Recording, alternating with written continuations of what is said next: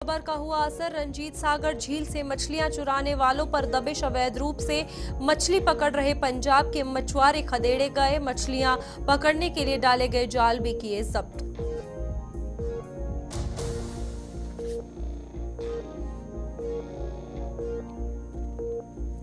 डोडा में गुलिस्तान न्यूज की खबर का हुआ असर। सोमवार को प्रसारित खबर का 2 दिन में असर। घंटाघर की घड़ियां लोगों को नहीं करेंगी भ्रमित। प्रशासन ने घड़ियों की मरम्मत का काम किया शुरू।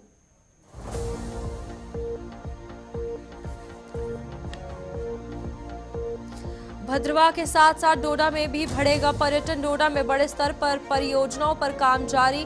गणपत पुल के साथ सटे इलाके की बढ़ रही खूबसूरती। वाटर स्पोर्ट शुरू करने पर भी किया जा रहा है विचार।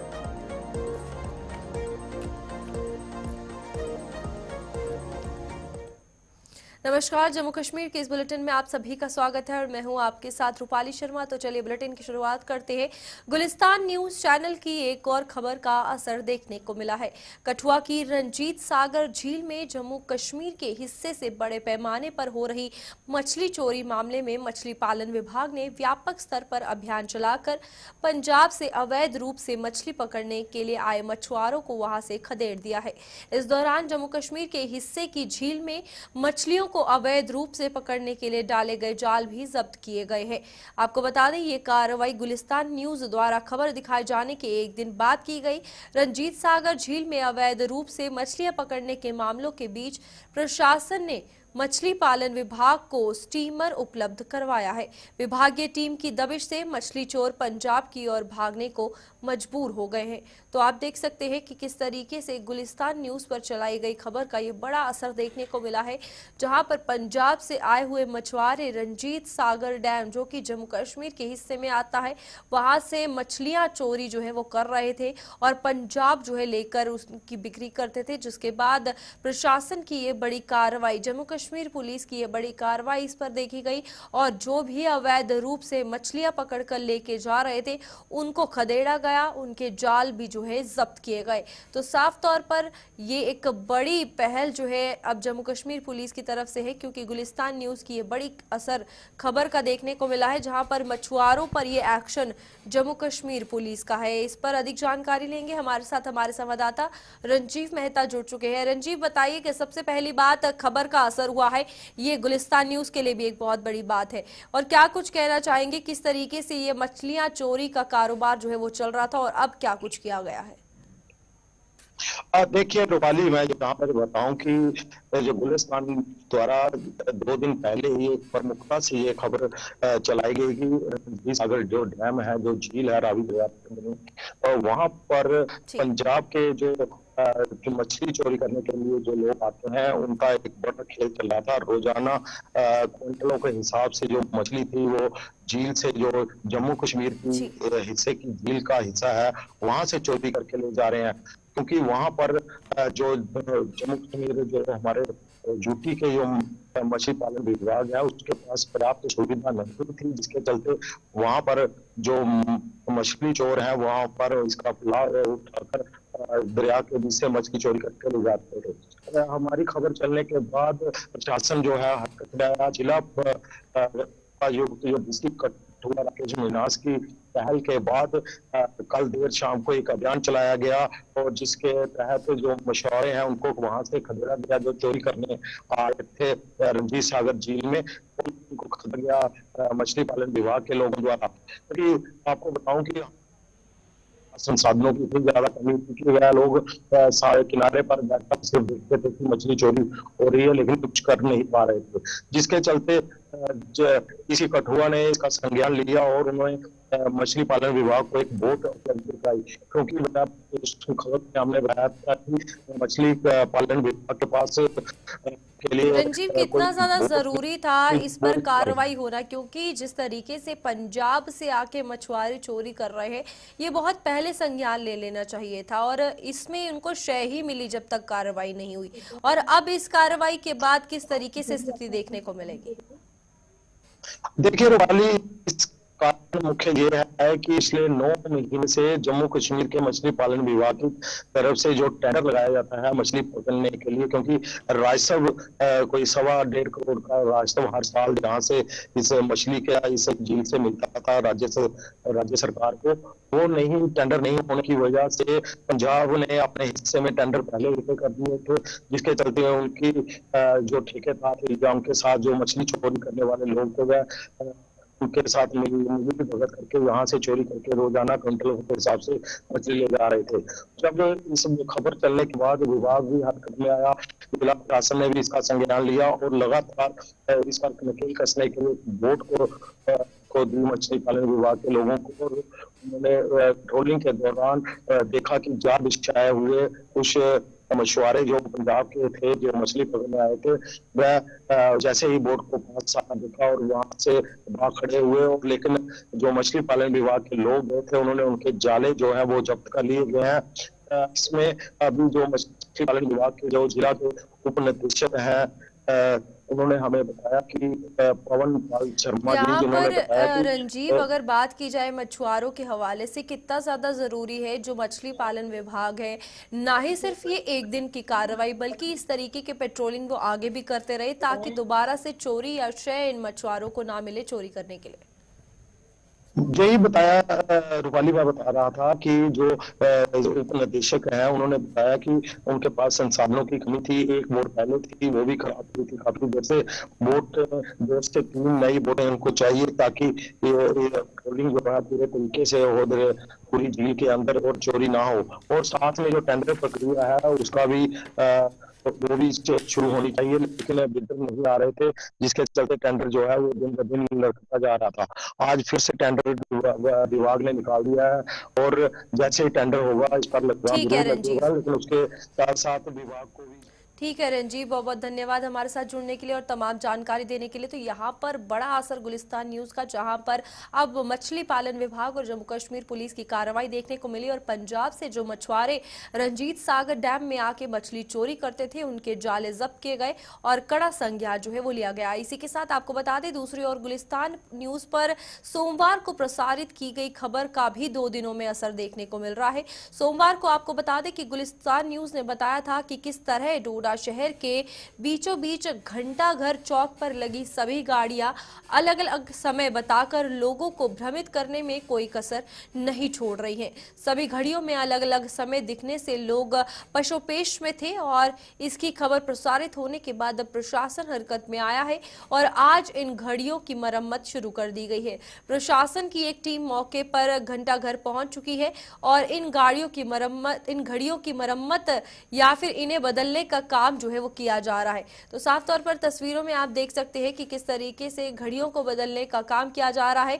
ये घंटा घर डोडा शहर के बीचों बीच है और ये एक लाइमलाइट वाला पॉइंट है और इसी की घड़ियां जो है वो चलती नहीं है। और इसी पे जानकारी लेंगे, हमारे साथ हमारे संवाददाता विकास मनहास जुड़ चुके हैं। विकास, बताइएगा कितना बड़ा असर जो है खबर का देखने को मिला। दूसरी बात, पहले ही इस चीज पर ध्यान दे देना चाहिए था क्योंकि शहर के बीचों बीच है और एक लाइमलाइट का जरिया है ये घंटाघर। जी रूपाली, मैं आपको बता दूं पिछले 1.5 साल से घड़ियां जो है क्लॉक टावर के ऊपर बिल्कुल खराब पड़ी हुई थी और एडमिनिस्ट्रेशन जो है बिल्कुल गहरी नींद सोया हुआ था। जैसे ही यहाँ गुलिस्तान न्यूज की खबर आती है उसके बाद इनकी नींद जागती है और दोबारा से इन घड़ियों को जो है ठीक किया जाता है।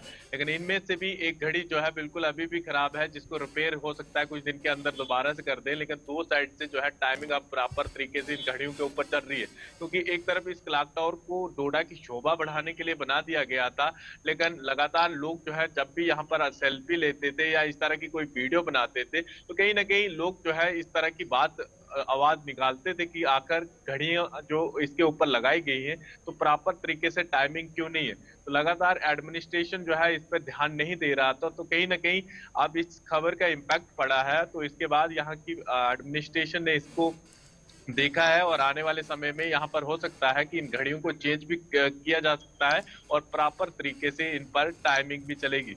तो बिल्कुल यहाँ पर विकास, अगर एडमिनिस्ट्रेशन की बात की जाए, सबसे पहले उन्हीं पर सवाल आता है, क्योंकि ये शोभा बढ़ाने के लिए अगर बनाया गया तो ख्याल रखना भी जिम्मेदारी कहीं ना कहीं प्रशासन की है या प्रशासन के लोगों की है।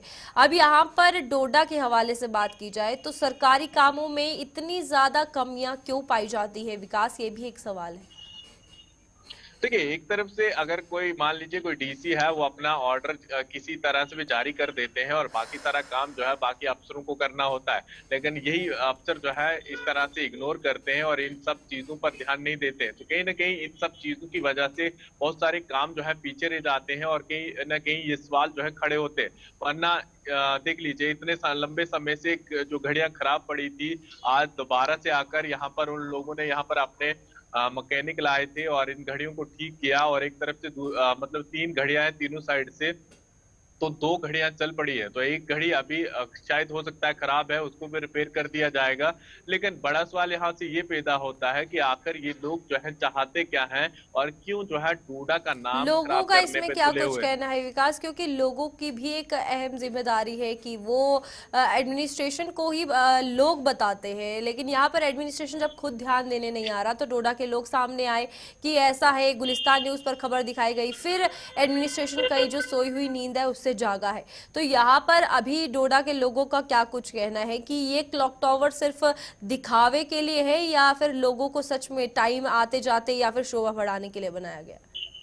देखिए, क्लॉक टावर एक शोभा बढ़ाता है डिस्ट्रिक्ट डोडा की, और हर कोई जो है इसको घंटा घर या क्लॉक टावर कहता है। तो जो भी लोग आते हैं तो कहीं ना कहीं अपनी वीडियो सोशल मीडिया हैंडल पर भी डालते हैं ऐसे यहाँ पर बनाकर। तो ऐसे में जिन लोगों की नजरें यहाँ पर बढ़ती हैं तो मजाक बनाकर यहाँ से चला जाते हैं कि आकर इन घड़ियां लगाने का फायदा क्या है जिन पर टाइम जो है बिल्कुल प्रॉपर तरीके से नहीं चल रहा है या फिर डिफंक पड़ी है। तो ऐसे में ये अच्छी खबर है, कम से कम इन चीजों पर ध्यान देना पड़ेगा यहाँ की एडमिनिस्ट्रेशन को अपनी छोटी छोटी गलतियों पर, और इस तरह की दोबारा गलतियां ना हो। क्योंकि देखिए, अगर इतने पैसा खर्च कर इस क्लॉक टावर को बनाया गया है तो कम से कम इसको प्रॉपर तरीके से मेंटेन बिल्कुल। रखना चाहिए, और साथ में जो भी किसी तरह की भी कोई दिक्कत या कोई प्रॉब्लम हो उन चीजों का हल भी ढूंढना चाहिए।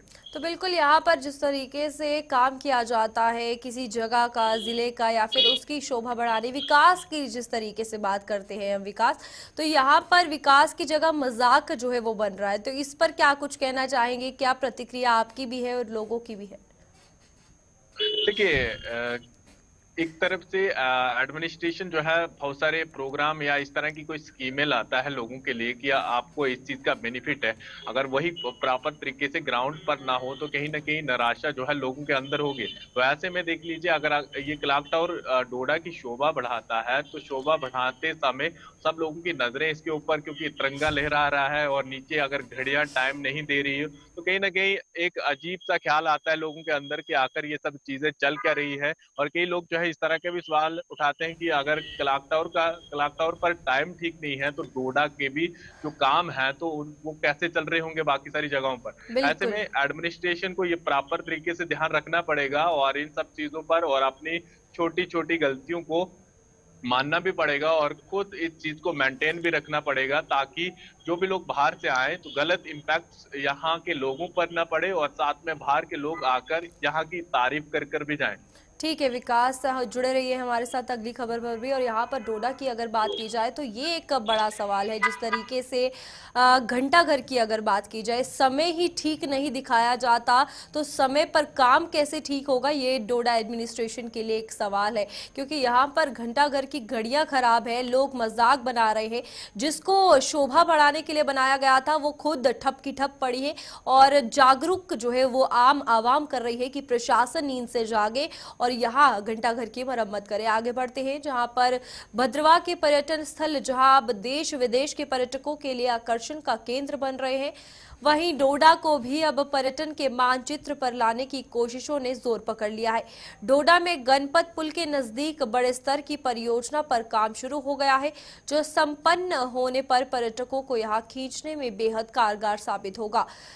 गणपत पुल के साथ जहां करीब 1 किलोमीटर लंबे पार्क का निर्माण किया जा रहा है, वहीं आने वाले दिनों में यहां भव्य स्वागती गेट का निर्माण भी किया जाएगा और यहां वाटर स्पोर्ट्स शुरू करने पर भी विचार किया जा रहा है। तो साफ तौर पर अब विकास की फिर से एक और बात आती है, जहां पर पर्यटन के हवाले से अब जम्मू रीजन में भद्रवाह को जिस तरीके से बढ़ावा देने की कोशिश की जा रही है, ध्यान दिया जा रहा है, उसी तरीके से डोडा पर भी अब ध्यान दिया जाएगा, जहां पर गणपत पुल का निर्माण जो है वो किया जाएगा, पार्क का निर्माण होगा और साथ ही साथ वाटर स्पोर्ट्स जो कि मेन एजेंडा होगा या स्ट्रैटेजी होगी ताकि टूरिज्म को अट्रैक्ट किया जा सके। तो इस पर जानकारी लेंगे, विकास जुड़े हुए हैं। विकास, बताइएगा इसको लेकर क्या कुछ जानकारी है, किस तरीके से डोडा में अब विकास होगा और साथ ही साथ डेवलपमेंट के प्रोजेक्ट आते हैं लेकिन उन पर काम करना और फोकस करना कितना ज्यादा जरूरी है?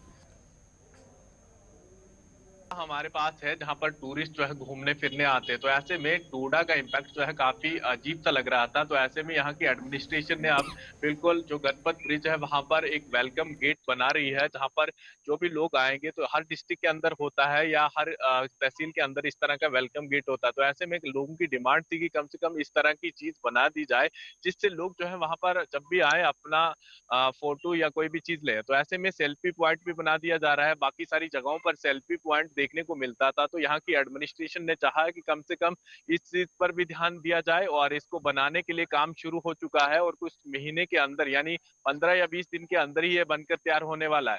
तो ऐसे में यहाँ की एडमिनिस्ट्रेशन ने R&B डिपार्टमेंट के हवाले ये काम किया है और गणपत ब्रिज के साथ में ही पार्किंग वगैरह बना दी जा रही है और ये बिल्कुल दरिया चन्हाब के पास में है, जहां पर सीनियर सिटीजन या फिर अपने जो फैमिली वाले लोग हैं वो अपने फैमिली को लेकर वहां पर टहलने भी जा सकते हैं, क्योंकि डोडा एक काफी तंग वाली जगह है। तो ऐसे में यहाँ से लोग जो है अपना माइंड रिलैक्स करने और साथ में अपनी फैमिली के साथ यहाँ पर कुछ पल बिता सकते हैं और ये अच्छी खबर है, ताकि आने वाले समय में और ज्यादा टूरिस्ट जब आए तो कम से कम इसका एक अट्रैक्शन पॉइंट जो है बना रहे।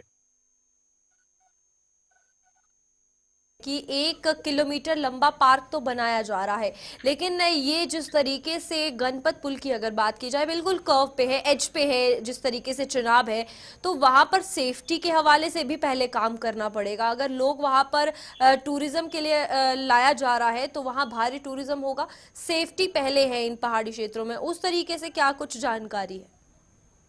देखिए, गणपत ब्रिज पर पहले ऐसा होता था कि कई लोग जो है यहाँ पर सुसाइड करने का अटेम्प्ट करते थे, तो यहाँ पर बिल्कुल यहाँ पर तारों से इसकी बंदी कर दी थी। तो ऐसे में एडमिनिस्ट्रेशन जो है 4 दीवारी लगाने वाली है, बिल्कुल जो भी ये पार्किंग वाली जगह है जहाँ पर अगली साइड से बिल्कुल एक दीवार सी खड़ी की जाएगी या फिर इससे ग्रिलिंग वगैरह की जाएगी, जिसकी वजह से किसी तरह का भी कोई नुकसान ना हो और जो भी लोग यहाँ पर आए साफ सुथरा रखें और साथ में एक अपनी अच्छी तस्वीर बना के जाएं। और कहीं ना कहीं एक अच्छी चीज है और ये बननी चाहिए थी, काफी लंबे समय से डिमांड थी। और साथ में दरिया चन्हाब बिल्कुल थमा हुआ है, बिल्कुल भगलियार से लेकर फुलडोडा तक। तो ऐसे में यहाँ के लोग डिमांड कर रहे हैं कि वाटर स्पोर्ट्स यहाँ पर खोला जाए, ताकि आने वाले समय पर यहाँ पर बोटिंग वगैरह हो और टूरिज्म को और ज्यादा बढ़ावा हो, क्योंकि बीडीए लगातार भद्रवा के अंदर इस तरह की चीजें लेके आ रहा है। तो साथ में यहाँ की एडमिनिस्ट्रेशन को भी करना चाहिए और आने वाले समय में यहाँ के लोगों को उम्मीद है कि इस पे काम किया जाएगा और ज्यादा लोग जो है इस ओर खींचे भी आएंगे। बिल्कुल विकास, यहाँ पर एडमिनिस्ट्रेशन की अगर बात की जाए, डेवलपमेंट के प्रोजेक्ट जो है वो लेकर आए हैं, लेकिन वाटर स्पोर्ट्स एक मेजर फैक्टर रहेगा कि यहाँ पर टूरिज्म आए, टूरिस्ट अट्रैक्ट हो खास तौर पर। तो यहाँ पर लोगों की भी अगर बात की जाए तो लोग सबसे पहले ज़रूरी है, आसपास के जो वहाँ के इलाके के होते हैं उनका क्या कुछ कहना है, वो कितना ज़्यादा इस चीज़ से खुश है, क्योंकि गणपत पुल के निर्माण के बाद ये नई पहल लाना भी ज़रूरी है उन लोगों के। देखिए, 2008 में भगलियार प्रोजेक्ट बनने के बाद फुलडोडा जो है उजड़ गया था। तो वहां के लोग जो हैं, कई लोग तरबदर हो गए थे, कई लोगों की दुकानें चला गई थी और कई लोगों के अपने घर टूट गए थे। तो ऐसे में यहाँ के लोग चाहते हैं कि अगर ये सब चीजें दोबारा से यहाँ पर रोड बन जाएगी, कम से कम वो लोग जो है अपनी छोटी मोटी दुकान वहां आसपास खोलेंगे और जितने भी वहां पर अनएम्प्लॉयमेंट यूथ है वो उनको तैरना वगैरह आता है, वो तमाम चीजें करना चाहते हैं और लगातार रेस्क्यू करते हैं। यानी चन्हाब में कभी कोई हादसा होता है या इस तरह की कोई भी चीजें होती हैं, तो वो लोग जो है हमेशा फ्रंट लाइन पे होते हैं। वो चाहते हैं कि अगर ये सब चीजें आएंगी, यहाँ के बच्चों को और ज्यादा रोजगार मिलेगा, और वो इस तरह का काम करना चाहते हैं। ठीक और है। ऐसे में अगर एडमिनिस्ट्रेशन इस पर कोई पहल करेगी, तो आने वाले समय में पुल दोबारा से बनकर तैयार हो सकता है। कम से कम एडमिनिस्ट्रेशन को सोचना चाहिए और प्रॉपर तरीके से इस रोड को बना देना चाहिए, जहां पर लोग आए और एक अच्छी जगह बन जाएगी जहां पर और ज्यादा टूरिस्ट आएंगे। क्योंकि देखिए, प्रेमनगर के साथ में जी। शिवनोत आता है, जहां पर वाटर राफ्टिंग करवाई जाती है। ठीक है विकास, बहुत बहुत धन्यवाद हमारे साथ जुड़ने के लिए और तमाम जानकारी देने के लिए। यहाँ पर डोडा की अगर बात की जाए, जिस तरह से भद्रवाह में टूरिज्म को अट्रैक्ट करने के लिए काम किया जा रहा है, डोडा में भी अब ये पहल शुरू हो गई है। गणपत पुल के पास के इलाके में अब निर्माण जो है वो पार्क का किया जाएगा। वाटर स्पोर्ट्स एक मेजर फैक्टर रहेगा ताकि टूरिस्ट जो है वहां के लिए अट्रैक्ट हो और ज्यादा से ज्यादा टूरिस्ट वहां पर आए। क्योंकि इससे पहले भी अगर बात की जाए बगलियार प्रोजेक्ट की, तो जो नीचे का एरिया था जहां पर लोग दुकान लगाते थे डोडा में, वो पूरे तरीके से पानी आने के कारण तहस नहस हो गया था। तो अब उन लोगों में भी उम्मीद की एक किरण जागी है। आगे बढ़ते हैं, जहां पर भारतीय जनता पार्टी के संगठनात्मक चुनावों की प्रक्रिया जारी है। पार्टी के संगठन पर्व के अंतर्गत मंडल और बूथ अध्यक्षों की चुनावी प्रक्रिया के तहत सांबा में आज विजयी मंडल अध्यक्षों के नाम घोषित किए जाएंगे। सांबा में भाजपा के 12 मंडलों के चुनाव मंगलवार को हुए थे और आज दोपहर तक जिला इकाई द्वारा 12 विजयी उम्मीदवारों के नामों की घोषणा कर दी जाएगी। भाजपा के संगठनात्मक चुनाव जम्मू कश्मीर के सभी जिलों में जारी है और सिलसिलेवार ढंग से चुनाव करवाकर नतीजे भी घोषित किए जा रहे हैं। तो यहाँ पर भारतीय जनता पार्टी की अगर बात की जाए तो यहाँ पर संगठनात्मक चुनाव जो है वो किए जा रहे हैं और सभी जिलों में ये चुनाव करवाए जा रहे हैं। ऋषि से जानकारी लेंगे, हमारे संवाददाता हमारे साथ जुड़ चुके हैं। ऋषि, बताइएगा किस तरीके से ये प्रक्रिया चल रही है, क्या कुछ जानकारी आ रही है और किस तरीके से ये हो रहा है? देखिए, मैं भारतीय जनता पार्टी को लेकर यही कहना चाहता हूं कि भारतीय जनता पार्टी जो कि 24/7 चुनावों के लिए तैयार रहती है, और इसके पीछे का कारण यही है कि टीम स्पिरिट जो भारतीय जनता पार्टी के अंदर है वो काफी एक बड़े लेवल पर देखा जाता है। क्योंकि अगर बात करें तो वक्तन वक्तन वर्कर्स के साथ मीटिंग करना और संगठन को मजबूत करना, बूथ लेवल पर काम करना, यही चीजें हैं कि कहीं ना कहीं ये जो चुनावी नतीजे जब भारतीय जनता पार्टी के आते हैं तो उसमें भारतीय जनता पार्टी काफी एक आगे लेवल पर जाकर जब वो खड़ी होती है। इसी तरह से मैं आपको बता दूं कि बीजेपी की अगर बात करें तो इस समय वो संगठन पर्व मना रही है, और संगठन पर्व के अंदर बात करें तो यहाँ पर जो है संगठनात्मक जो चुनाव है वो यहाँ लगातार जारी है। ये प्रक्रिया हम पिछले कुछ दिनों से लगातार देख रहे हैं। और इसी तरह से मैं बात करूं जिला सांबा की, तो यहाँ पर भी इससे पहले जो वो बूथ लेवल पर यहाँ पर जो चुनाव हुए उसमें भी यंग चेहरे सामने हैं। लेकिन अब जो है मंडल अध्यक्षों के चुनाव हुए हैं, जो कि चुनाव कल ही संपन्न हुए हैं, और आज उन तमाम विजयी मंडल अध्यक्षों के नामों की घोषणा कर दी जाएगी। मैं आपको बताना चाहता हूं कि सांबा जिला के 12 मंडल हैं। 12 मंडल जो कि सांबा, घगवाल, इसी के साथ रामगढ़, बड़ी ब्राह्मणा मंडल, नड, ये तमाम राजपुरा का इलाका, ऐसे 12 मंडल टोटल है। यहाँ पर जो नए मंडल अध्यक्षों का जो चुनाव है वो हो चुका है, अब आज अनाउंसमेंट हो जाएगी नामों की। तो यही कहना चाहता हूं कि जिस तरह से वक्तन वक्तन पार्टी के अंदर कई सारी अलग अलग तरह की जो गतिविधियां हैं वो हमें देखने को मिलती हैं। और आपने चुनावों को लेकर मैं यही आपको अपडेट कर दूं कि जब चुनाव पास आते हैं तो बीजेपी की जो मीटिंग का दौर है या पार्टी के अंदर किस तरह से काम करना है वो सिलसिला तेज हो जाता है। लेकिन इसी तरह से हम देखें तो कई अलग अलग नए चेहरों को अब इस बार जो मौका कि वो पार्टी के अंदर रहकर काम करे, पार्टी को और ज्यादा मजबूती प्रदान करे, और आने वाले दिनों में जब भी चुनाव होंगे तो चुनावों में एक बेहतर भूमिका, एक अच्छी भूमिका जो है ये तमाम नए चेहरे, यंग चेहरे जो वो निभा पाए। इसी को लेकर अब ये जो मंडल अध्यक्षों की जो घोषणा है ये आज होने जा रही है। लगभग 1:30 से 2 बजे के बीच में तमाम नामों की घोषणा हो जाएगी, और हमें जानकारी मिल रही है यहाँ यंग पर चेहरे जिस जो है उसमें तरीके से ज्यादा सभी देखने जिलों को में मिल रहे ये हैं। करवाया जा रहा है और यहाँ पर कितना ज्यादा जरूरी है, जिस तरीके से जम्मू में बीजेपी ने फोकस किया है, अब आने वाले चुनावों में नए चेहरे पर दाव जरूर लगेंगे। और उन दाव पेच को खेलने से पहले ये कितना ज्यादा दृढ़ होना चाहिए कि जो सीट्स है वो खेमे में भारतीय जनता पार्टी की आए, क्योंकि कश्मीर डिवीजन में काफी ज्यादा काम करने की जरूरत है।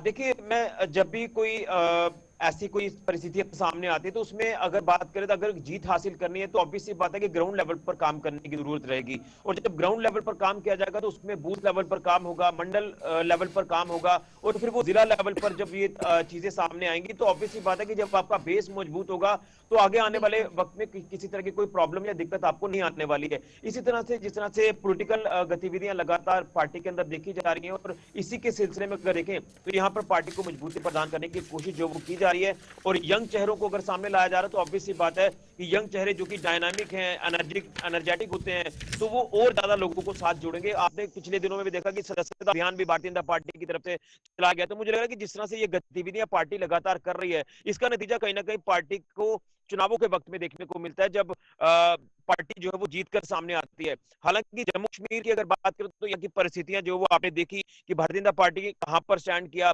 जम्मू संभाग में बीजेपी अव्वल नंबर पर रही और कश्मीर संभाग में नेशनल कॉन्फ्रेंस रही। तो यहाँ पर कोशिश यही है भारतीय जनता पार्टी की कि अपनी पार्टी को मजबूत किया जाए, यंग चेहरों को आगे लाया जाए और पार्टी की नीतियों को आगे लोगों के अंदर जो वो लेकर जाया जाए ताकि भारतीय जनता पार्टी जो है वो जीत कर सामने आए और अपना एक ग्राउंड जो वो अच्छे से तैयार कर पाए। हैं उनको लेकर क्या कुछ जानकारी फिलहाल सामने आई? आप अपना सवाल दोहराएं। बिल्कुल, यहाँ पर ऋषि जो नाम जिनकी घोषित आज किए जाने हैं, निर्णय जो आने वाला है उसको लेकर क्या कुछ जानकारी है? कौन से नाम है, क्या कुछ जानकारी है? देखिए बिल्कुल इसमें मैं आपको बता दूं जो कुछ नाम अभी हमारे पास आए हैं, जैसे सांबा मंडल की बात करें तो यहाँ से एडवोकेट विक्रांत महाजन का नाम सामने आ रहा है। गगवाल की अगर बात करें तो निशांत शर्मा है, सूम से दविंदर कुमार है, नड से सुरेंद्र शर्मा है, गुड़ा से विकास लातिया है, विजयपुर से धीरज शर्मा है और राजपुरा से आशा रानी है। और वहीं अगर बात करें तो बॉर्डर का जो मंडल बैनगलाड़ है यहाँ का नाम अभी आएगा। हालांकि जो नाम हम लेकर चल रहे हैं तो कुछ का नतीजे जो वो अभी मौके पर ही जो वो निकाले जाएंगे तो उसमें उन नामों की जो वो चर्चा सामने आ जाएगी। लेकिन बैंगलाड़, बाबा सिद्ध गोरिया जी स्वांखा, अगर देवसान की बात करें, बड़ी ब्राह्मणा, पुरमंडल और रामगढ़, यहाँ के नाम आना बाकी है। तमाम बाकी जो 12 मंडलों के नाम है ये सामने अब एक एक करके आ रहे हैं और 1 से 2 बजे के बीच में तमाम नाम जो वो फाइनल हो जाएंगे। ठीक है ऋषि, बहुत बहुत धन्यवाद हमारे साथ जुड़ने के लिए और तमाम जानकारी देने के लिए। यहाँ पर भारतीय जनता पार्टी के संगठनात्मक चुनावों की प्रक्रिया जारी है और कुछ ही देर में नाम जो है वो घोषित किए जाएंगे। फिलहाल जम्मू कश्मीर की इस बुलेटिन में इतना ही। खबरों का सिलसिला जारी रहेगा, आप देखते रहिए गुलिस्तान न्यूज।